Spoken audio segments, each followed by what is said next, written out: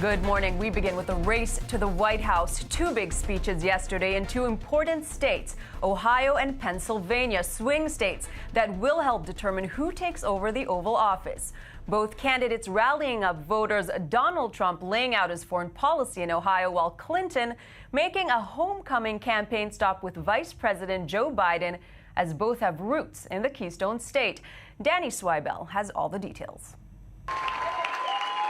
Republican presidential candidate Donald Trump in the crucial swing state of Ohio, and with a teleprompter to keep him on course, delivered a major policy speech on how he would use, quote, military, cyber, and financial war to defeat the Islamic State. It was the second massive policy speech within the past few weeks, with Trump outlining the nature of the ongoing threat, how he felt President Obama and former Secretary of State and now Democratic presidential candidate Hillary Clinton allowed the problem to fester, and finally what he would tackle immediately upon taking office. This is why one of my first acts as president will be to establish a commission on radical Islam to identify the warning signs of radicalization and to expose the networks in our society that support radicalization. But Trump didn't end there, reversing a previous talking point, saying he would work closely with NATO allies in the ongoing fight against the Islamist terror group. We will also work very closely with NATO on this new mission. I had previously said that NATO was obsolete because it failed to deal adequately with terrorism. Since my comments, they have changed their policy and now have a new division focused on terror threats. Meanwhile, U.S. Vice President Joe Biden joined Clinton on the campaign trail, accusing Donald Trump of making the U.S. less safe. Trump's ideas are not only profoundly wrong, they're very dangerous and they're very un-American. This guy's shame has no limits. He's even gone so far as to ask Putin and Russia to conduct cyber attacks against the United States of America. Clinton also took aim at Trump's foreign policy. He talked about letting Syria become a free zone for ISIS, a major country in the Middle East that could launch attacks against us and others. He's talked about sending ground troops, American ground troops.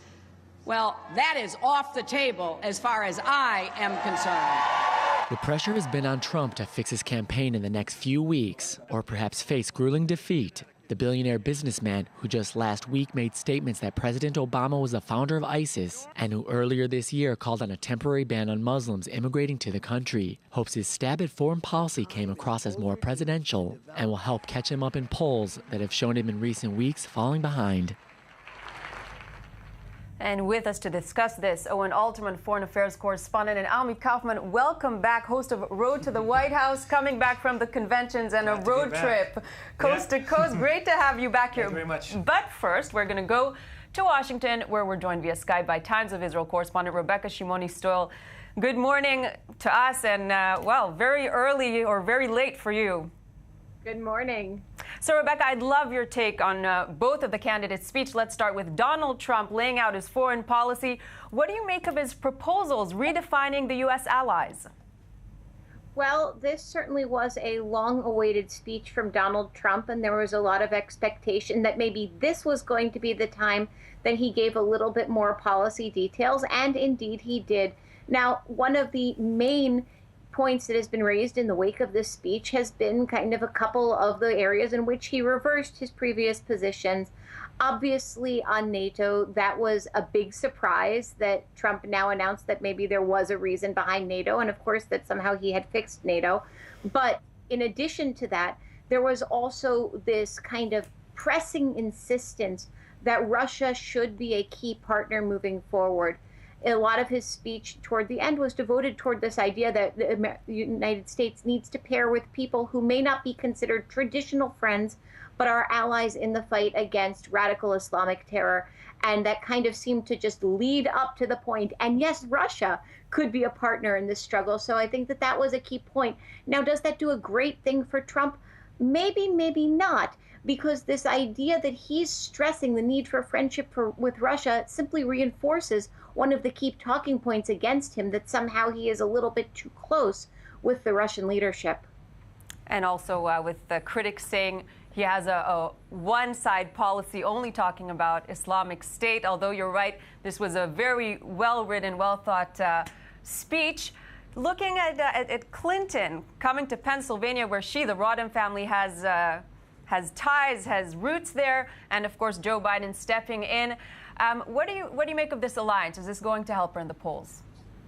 Well, it's part of her push to consolidate a lead in the Rust Belt states. We've seen her in both Pennsylvania repeatedly and in Ohio since the Democratic convention last month. And this certainly is a very strong push on the part of the Clinton campaign to try to get out there in states that were previously considered strong states for Trump, kind of taking advantage of the bump that Clinton has enjoyed since the Democratic convention and of the kind of Trump can do no right that we've seen over the past 4 weeks. Now, of course, it was in Scranton, which is a town near and dear to Joe Biden's heart. It's his hometown.